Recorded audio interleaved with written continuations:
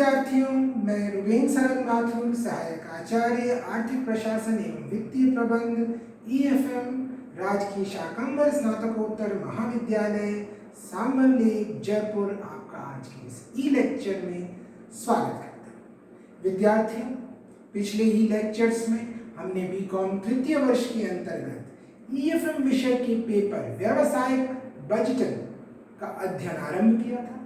इसके अंतर्गत हमने व्यावसायिक बजट का अर्थ, व्यावसायिक बजट की परिभाषा, व्यावसायिक बजट का वर्गीकरण किस प्रकार किया जाता है, बजट और बजटिंग में क्या अंतर है, लोडशील बजट और स्थिर बजट, फ्लेक्सिबल बजट में क्या अंतर है। हमने मास्टर बजट और सहायक बजटों के बारे में पढ़ा। हमने उनके कुछ प्रैक्टिकल प्रश्न भी करके देखे। इसी को आगे बढ़ाते हुए आज हम एक प्रैक्टिकल क्वेश्चन लेंगे फ्लेक्सिबल बजट का, लोडशील बजट का।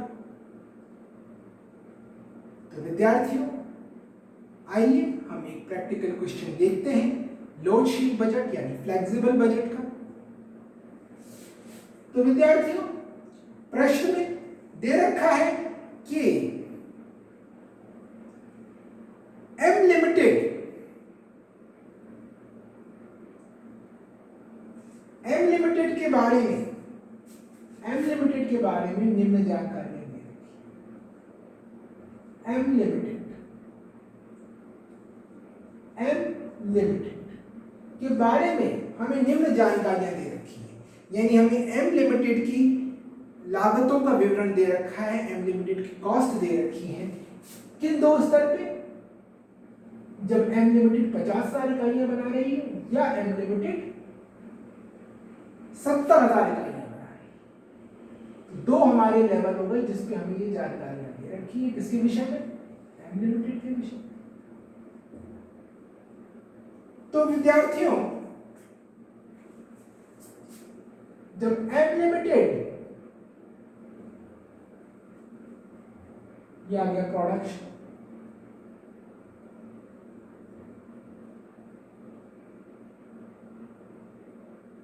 इन यूनिट्स, जब एम लिमिटेड 50,000 यूनिट बना रही है और या 70,000 बना रही है, तो हमारी लागतें निम्न प्रकार होंगी। सबसे पहले ए डायरेक्ट कॉस्ट,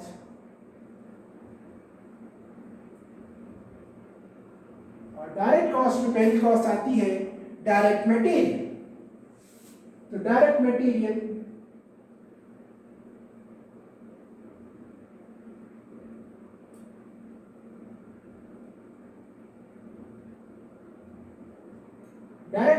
जब कंपनी 50,000 इकाइयां बना रही है, तब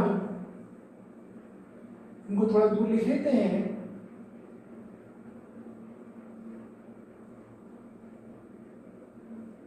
जब कंपनी 50,000 इकाइयां बना रही है, तब डायरेक्ट मटेरियल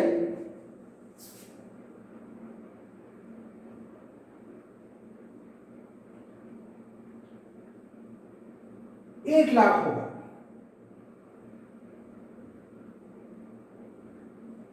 और जब 70,000 बना रही है तो 1,40,000 होगा। इसी प्रकार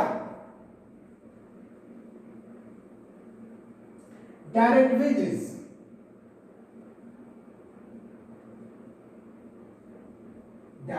विद्यार्थियों 2,50,000 थे होंगे जब कंपनी 50,000 इकाई बनाएगी, और जब कंपनी 70,000 इकाइयां बनाएगी तो डायरेक्ट वेजेस की कॉस्ट आएगी 3,50,000।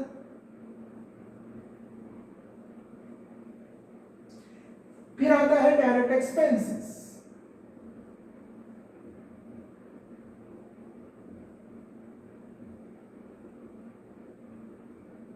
ये कितने हैं? ये 50,000 है जब कंपनी 50,000 इकाई बनाएगी, और ये होंगे 70,000 जब कंपनी 70,000 इकाई बनाएगी। टोटल ये हमारी प्राइम कॉस्ट आ गई। टोटल हो गया इसका 4 लाख, यानी यहाँ पे 4 लाख, ये भी हो गया 5,60,000। अब विद्यार्थियों हम बात करेंगे ओवरहेड्स की, और जब हम ओवरहेड्स की बात करते हैं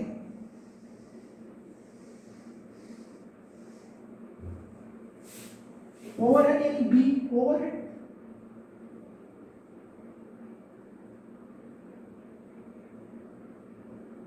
ओवरहेड्स में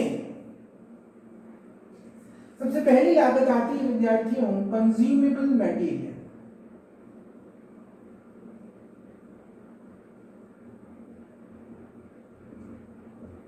कंज्यूमेबल मटेरियल्स ये होंगे 12,500 जब कंपनी 50,000 इकाई बनाएगी, और 17,500 होंगे जब कंपनी 70,000 इकाई बनाएगी। 70 यानी 50,000 इकाइयों पर तो ये 12,500 होंगे, और 70,000 इकाइयों पर ये 17,500 होंगे। 70,000 इकाइयों पर ये 17,500 होंगे। दूसरी हमारी जो लागत आती है वो आएगी इनडायरेक्ट लेबर।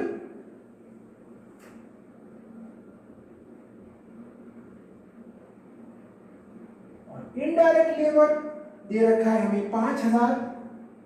50,000 इकाइयों पर तो 5,000, 70,000 इकाइयों पर 7,000। आगे बढ़ते हैं। तीसरी लागत आ गई हमारी रिपेयर एंड मेंटेनेंस की।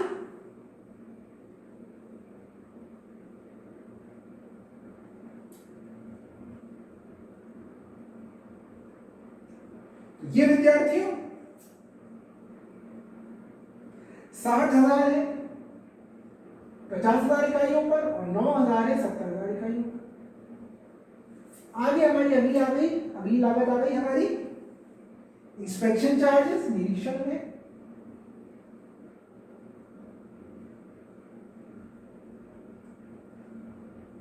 तो ये हमारे आ गए 1,500 जब कंपनी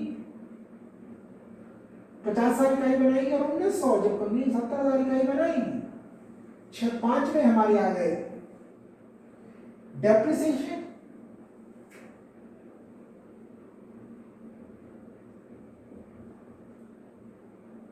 तो डेप्रिसिएशन विद्यार्थियों 10,000 दोनों स्थितियों में रहेगा।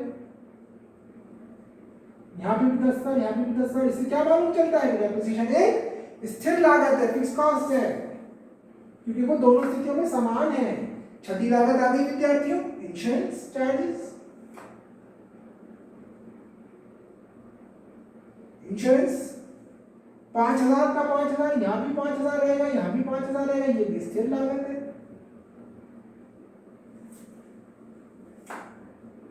सातवां आ गया विद्यार्थियों सैलरीज।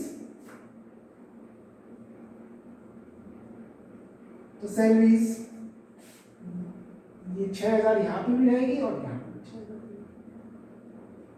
कुल मिला के ओवरहेड्स हमारे टोटल आ गए 47,000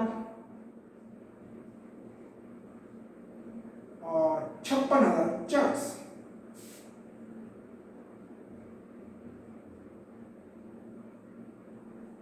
क्या हमारे ओवरहेड्स आ गए। और इसमें हम प्राइम कॉस्ट भी जोड़ दें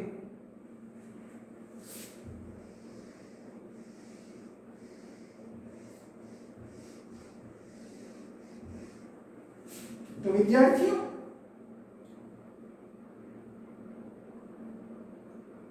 हमारी कुल लागत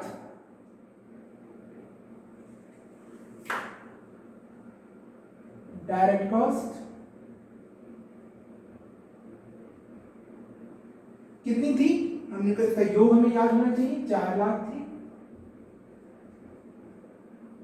और ये थी 5,60,000। और हमारे ओवरहेड्स का टोटल कितना आया है, ओवरहेड्स का टोटल 47,000 और 56,050।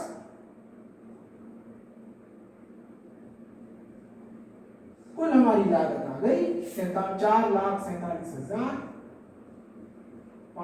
50,000 इकाइयों की, और 70,000 इकाइयों की 6,16,050। 6,16,050। इस प्रकार विद्यार्थियों कुल लागत दे रखी है प्रश्न में दे रखा है कि 100% कैपेसिटी किसके बराबर है? 1,00,000 इकाइयों के बराबर है। और हमें फ्लेक्सिबल बजट बनाना है 60% और 80% कैपेसिटी के लिए। 60% कैपेसिटी के लिए भी बनाना है और 80% कैपेसिटी के लिए बनाना है। तो चलिए विद्यार्थियों, 60% कैपेसिटी क्या होगी? जब 100% कैपेसिटी 1,00,000 है तो 60% कैपेसिटी क्या होगी? 60,000। और 80% कैपेसिटी क्या होगी? 80,000। तो विद्यार्थियों, हम ये बजट बनाएंगे, फ्लेक्सिबल बजट एम लिमिटेड के लिए। तो सबसे पहले लिखेंगे फ्लेक्सिबल बजट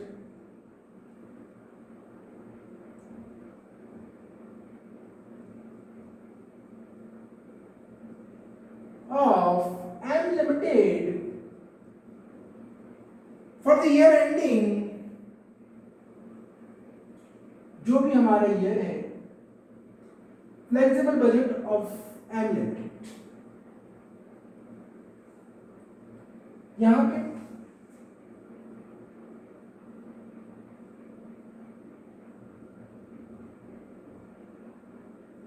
पर्टिकुलर्स और हमारा कैपेसिटी लेवल।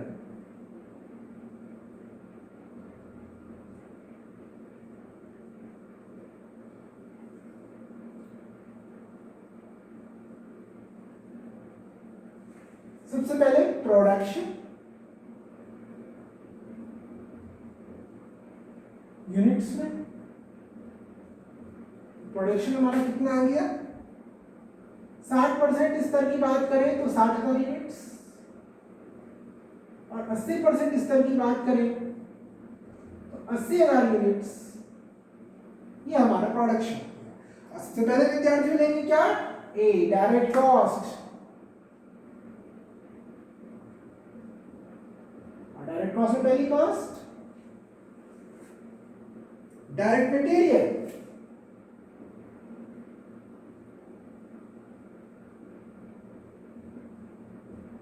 अब डायरेक्ट मटेरियल कितना दे रखा है विद्यार्थियों? 50,000 इकाइयों पर क्या दे रखा है? 1,00,000। 70,000 इकाइयों पर 1,40,000। तो विद्यार्थी सबसे पहले पर यूनिट कितना रहेगा, हमें ये निकालना पड़ेगा। तो विद्यार्थी 1,00,000 यूनिट है 50,000 इकाइयों पर, इसका मतलब पर यूनिट कितना है? 2 रुपए। या 1,40,000 है 70,000 इकाइयों पर, पर यूनिट कितना?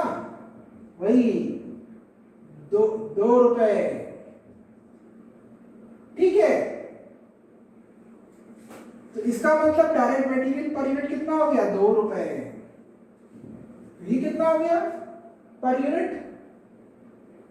2 रुपए पर यूनिट। और ये कितना यहां पे आएगा? 1,20,000। और यहां पे 1,60,000, 2 से गुणा करेंगे। अगली लागत डायरेक्ट लेबर।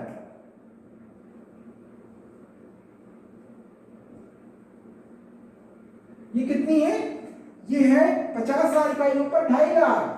2,50,000 डिवाइडेड बाई 50,000 किया तो पर यूनिट कितना आ गया? 5 रुपए। या 3,50,000 है 70,000 इकाइयों पर, तो चाहे ऐसे करके देख ले, 3,50,000 डिवाइडेड बाई 70,000, ये कितना आ गया? 5 रुपए। दोनों से 5 रुपए आ गया, तो इसका मतलब ये है 5 रुपए पर यूनिट।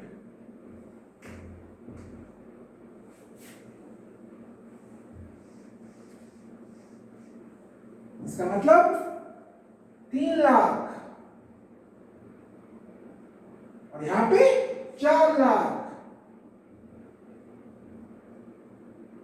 ऐसे ही अगला डायरेक्ट एक्सपेंसेस।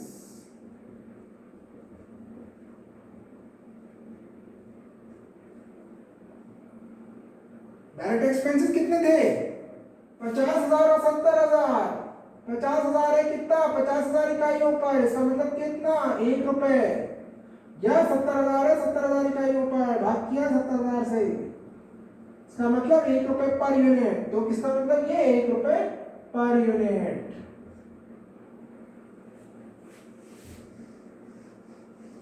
इसका मतलब ये यहाँ पे आएगा 60,000 और ये 80,000। टोटल प्राइम कॉस्ट कितनी हो गई, टोटल डायरेक्ट कॉस्ट या प्राइम कॉस्ट, टोटल एक का कितना हो गया, 1,20,000 प्लस 3,00,000 प्लस 60,000, 4,80,000। और बी का 6,40,000। इस प्रकार दोनों ए का टोटल आ गया। अब विद्यार्थियों बात करेंगे ओवरहेड्स की।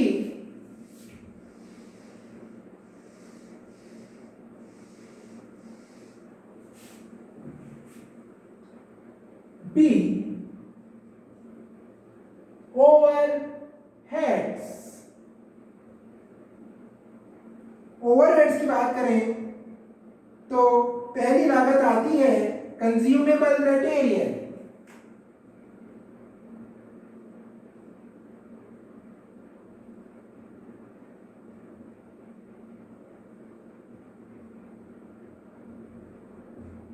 अब कंज्यूमेबल मटेरियल 12,500 दे रखा है किस पे, 50,000 के स्तर पे, और जब हम 70,000 यूनिट बनाएंगे तो कितना दे रखा है, 17,500।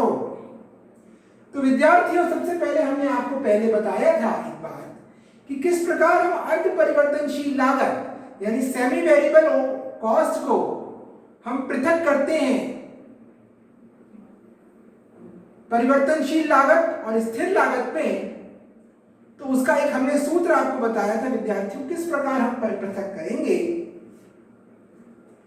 उसके लिए हमने कहा था कि semi variable cost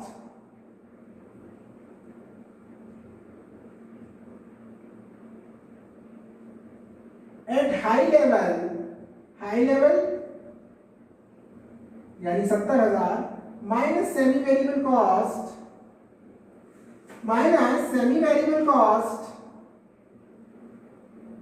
at low level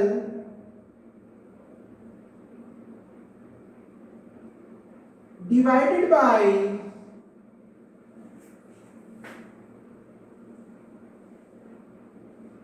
units of production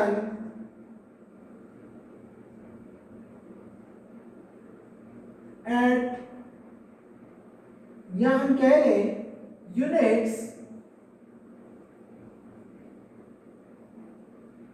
eight high level minus units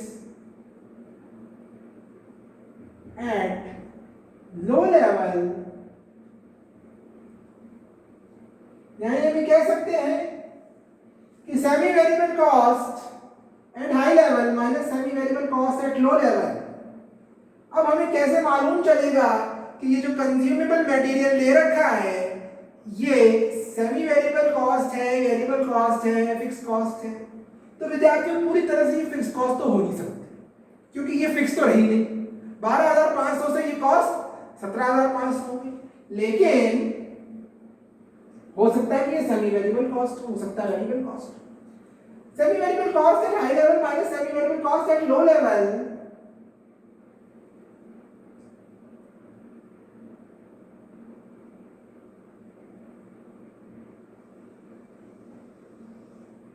यानी हम बात करें तो 17,500 ये तो थी 70,000 इकाइयों पर minus 12,500 divided by 70,000 units minus 50,000 units. यानी सेमी वेरिएबल कॉस्ट मान लीजिए सेमी वेरिएबल है तो 17,500 माइनस 12,500 और 70,000 माइनस 50,000 यानी 5,000 डिवाइडेड बाई 20,000। तो विद्यार्थियों इस प्रकार यहां पे सेमी वेरिएबल कॉस्ट आ गई। इस फॉर्मूले से क्या आता है विद्यार्थियों, ये जो फॉर्मूला हमने लिखा है सेमी वेरिएबल कॉस्ट से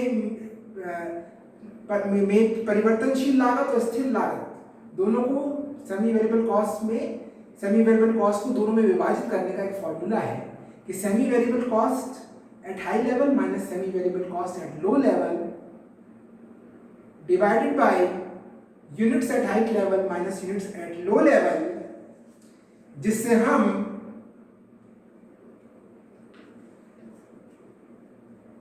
यानी हम ये कह सकते हैं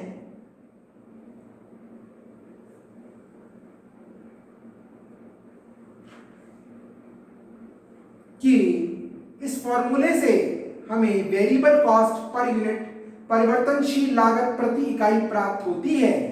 इस फॉर्मूले से, इस सूत्र से हमें परिवर्तनशील लागत प्रति इकाई प्राप्त होती है और यहाँ पे हमें परिवर्तनशील लागत प्रति इकाई प्राप्त हो गई 5,000 डिवाइडेड बाई 20,000। तो यहाँ पे ये आ गया 0.25 आ गई पर यूनिट हमारी वेरिएबल कॉस्ट। और विद्यार्थियों ये जो वेरिएबल कॉस्ट आई है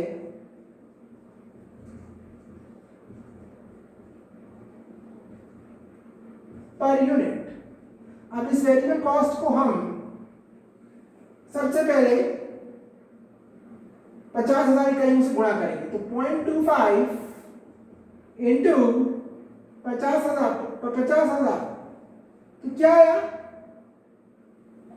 12,500। इसका अर्थ क्या हो गया कि पूरी की पूरी जो हमारी कॉस्ट है वो वेरिएबल कॉस्ट ही है, वो फिक्स्ड नहीं है, वो सेमी वेरिएबल नहीं है, वो पूरी वेरिएबल है। और यदि हम इसको 70,000 से गुणा करें तो ये यहां पे आएगा 17,500। इसका मतलब हमारी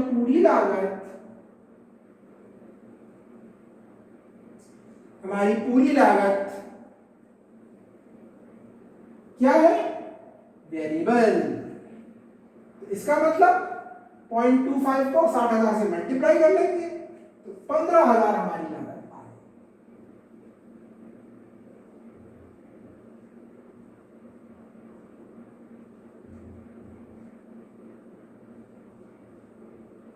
और 0.25 को हम 80,000 से मल्टीप्लाई करेंगे तो 20,000।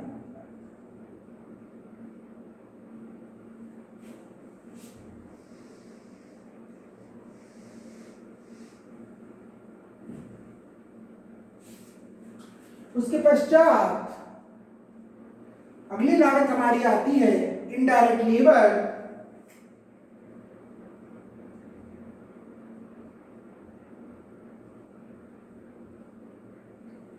ये दे रखा है हमें 5,000 और 7,000। तो विद्यार्थियों इस पे भी हम यही फॉर्मूला अप्लाई कर सकते हैं। 7,000 माइनस 5,000 डिवाइडेड बाई 70,000 माइनस 50,000 यानी 2,000 डिवाइडेड बाई 20,000। और वेरिएबल कॉस्ट पर यूनिट यहाँ पे आ गई 0.10। और 0.10 को अगर हम 50,000 से गुणा करेंगे तो 5,000 आ गया। इसका मतलब पूरी की पूरी कॉस्ट हमारी वेरिएबल है, कोई भी कॉस्ट फिक्स नहीं है। तो विद्यार्थियों में ये याद रखना है कि सेमी वेरिएबल कॉस्ट को जब हम पृथक करते हैं और उसका जो सूत्र है उससे जो रिजल्ट आता है वो वेरिएबल कॉस्ट पर यूनिट आती है और हम उससे उसको मल्टीप्लाई करके देख सकते हैं कि कॉस्ट वेरिएबल है या कितनी फिक्स है। यहाँ पे आ गया कि 0.10 ये है वेरिएबल कॉस्ट पर यूनिट और 0.10 को हम 60,000 से मल्टीप्लाई करेंगे तो ये 6,000 आ गया। और ये भी पूरी वेरिएबल हो गई, दोनों वेरिएबल है, ये दोनों हमारी वेरिएबल कॉस्ट। अब अब हम बात करते हैं विद्यार्थियों तीसरी लागत। वो क्या थी? Repair and maintenance.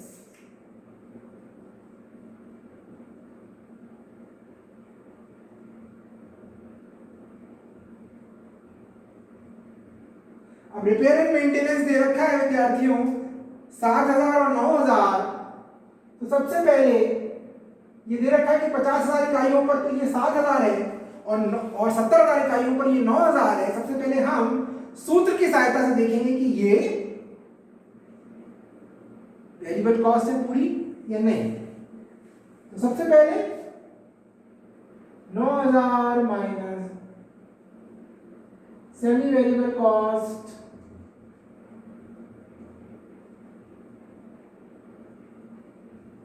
at high level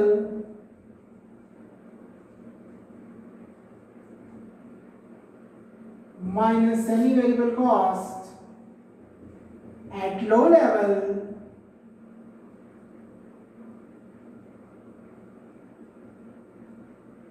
divided by units at high level यानी high level of production, units at low level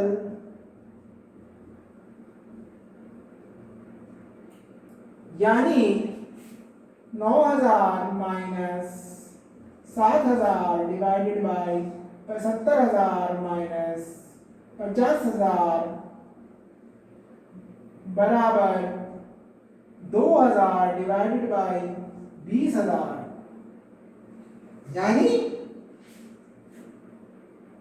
2,000 divided by 20। तो यहां पे वेरिएबल कॉस्ट पर यूनिट आ गई, पर यूनिट आ गई 0.10। तो क्या हमारी पूरी जो कॉस्ट है वो वेरिएबल है? आइए विद्यार्थी निकाल लेते हैं।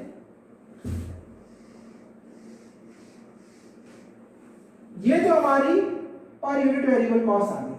तो सबसे पहले हम 50,000 इकाइयों पर लागत निकालते हैं। वेरिएबल कॉस्ट को 0.10 को मल्टीप्लाई करते हैं 50,000 से, तो यहां पे हमारी लागत आती है 5,000। लेकिन विद्यार्थियों रिपेयर एंड मेंटेनेंस कॉस्ट तो 50,000 इकाइयों पर दे रखी है 7,000 यूनिट्स, 7,000 रुपए, और 0.10 को अगर हम 50,000 से गुणा करते हैं तो मात्र 5,000 ही आता। इसका मतलब कि वेरिएबल कॉस्ट तो 50,000 इकाइयों पर, अगर हम बात करें रिपेयर्स एंड मेंटेनेंस की, तो उसमें वेरिएबल कॉस्ट जो उसका वेरिएबल पार्ट है वो तो 5,000 है, 5,000 रुपए है, लेकिन जो 2,000 रुपए है वो फिक्स कॉस्ट है। ऐसे 0.10 को यदि हम 70,000 से मल्टीप्लाई कर लेते हैं तो क्या आता है 7,000, लेकिन ये तो 9,000 दे रखी है, तो इसका मतलब फिर आया कि 2,000 मेरी फिक्स है। तो जब 2,000 फिक्स है और बाकी का हिस्सा वेरिएबल है,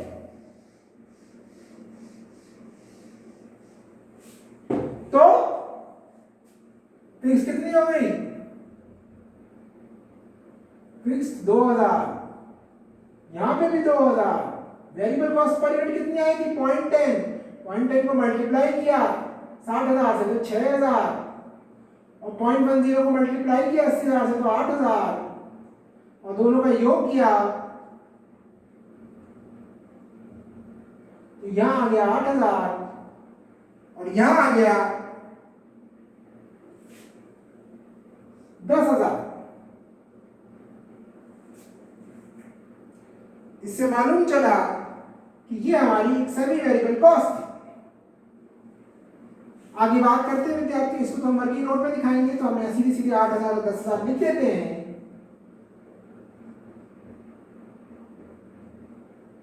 अगली कॉस्ट थी हमारी इंस्पेक्शन चार्जेस यानी निरीक्षण व्यय।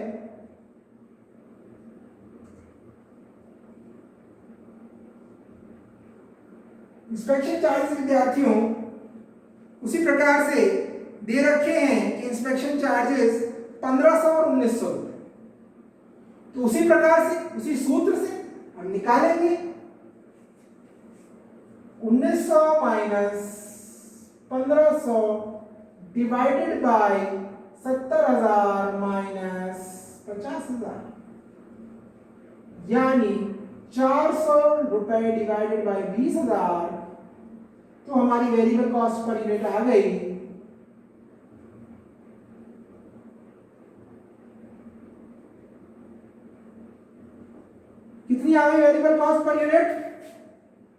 400 डिवाइडेड बाय 20,000। तो वेरिएबल कॉस्ट हमारी विद्यार्थियों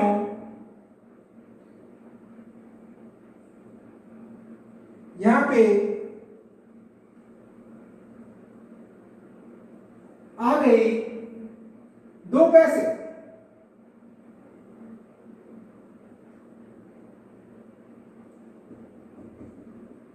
दो पैसा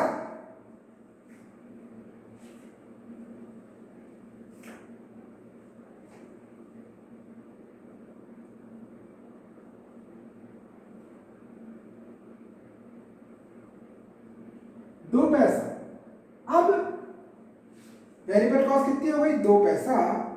उसके पश्चात हमने वेरिएबल कॉस्ट पर यूनिट को सबसे पहले मल्टीप्लाई करके देखेंगे कि पूरी कॉस्ट वेरिएबल है कि नहीं है। तो 2 पैसे को हमने मल्टीप्लाई किया गुणा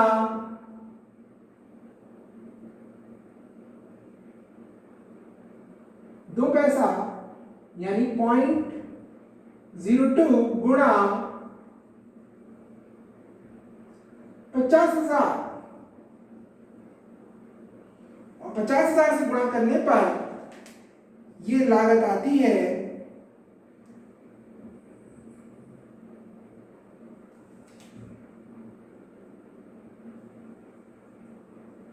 50,000 से गुणा करने पर ये लागत आती है 1,000।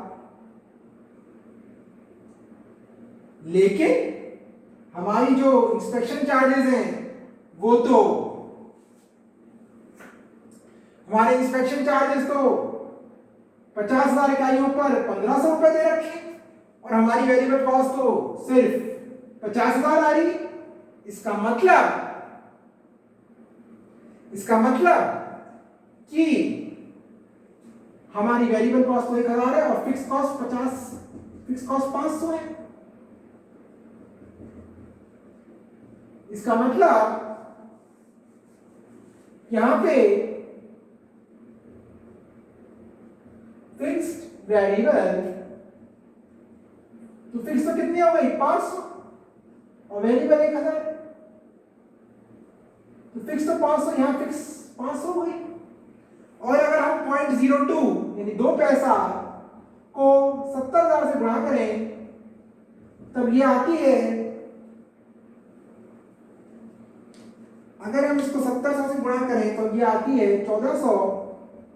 लेकिन हमारी जो लागत है वो तो 1,900 दे रखी, तो 1,900 माइनस 1,400 यानी 500 रुपए यहां भी फिक्स आ रही है, यानी फिक्स है 500, यहां भी 500।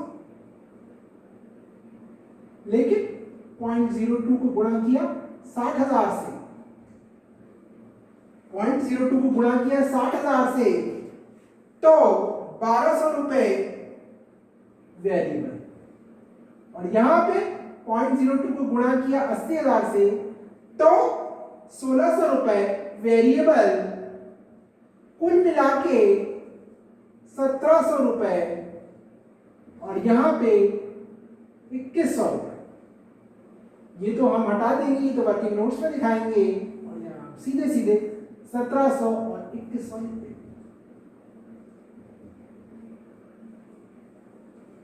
तो विद्यार्थियों इसके पश्चात आता है डेप्रिसिएशन। तो डेप्रिसिएशन तो विद्यार्थियों फिक्स कॉस्ट सीधे हमें दिख रहा है, हमें प्रश्न से ही दिख रहा है कि डेप्रिसिएशन फिक्स कॉस्ट है, क्योंकि इसमें कोई परिवर्तन नहीं हुआ। ये 10,000 की 10,000 रहेगी। उसके पश्चात इंश्योरेंस।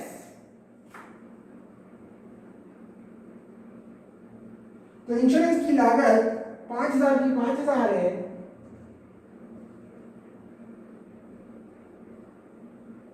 और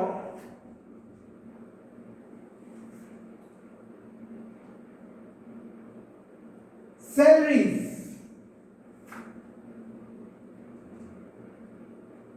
ये 6,000 की 6,000 है। इस प्रकार हमारी ओवरहेड का टोटल आया है, टोटल बी का टोटल आया है 51,700 और 61,100।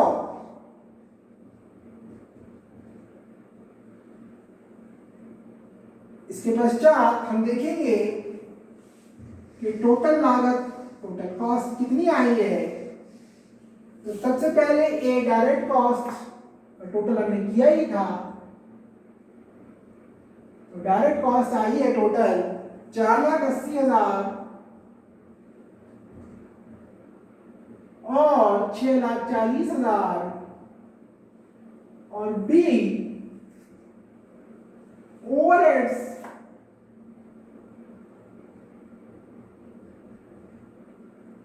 का टोटल आया है 51,700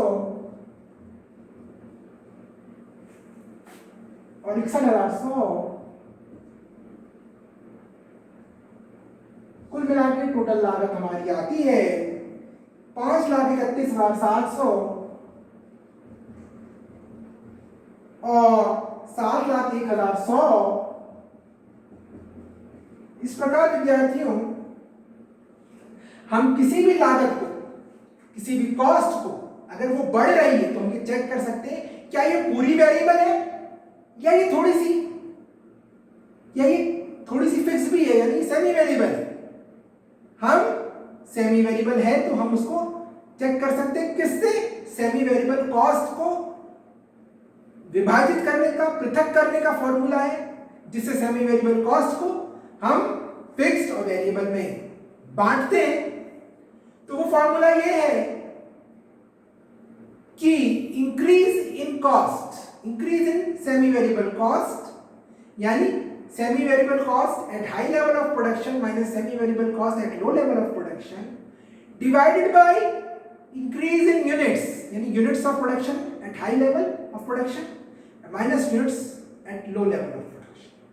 तो कॉस्ट में कितना चेंज हो रहा है और यूनिट्स में कितना चेंज हो रहा है, दोनों को एक दूसरे से डिवाइड करके हम वेरिएबल कॉस्ट पर यूनिट मालूम कर लेते हैं, और उससे हम ये मालूम कर लेते हैं कि लागत पूरी वेरिएबल है या पूरी या थोड़ी सी फिक्स भी है। हम किसी भी लागत को इस प्रकार चेक कर सकते हैं। तो विद्यार्थियों, आज के लेक्चर में हमने फ्लेक्सिबल बजट किस प्रकार से बनाए हमने देखा। आज के लेक्चर में विद्यार्थियों इतना ही। आगे के लेक्चर्स में हम और जटिल प्रश्नों को देखेंगे। आज के लेक्चर में इतना ही। बहुत बहुत धन्यवाद।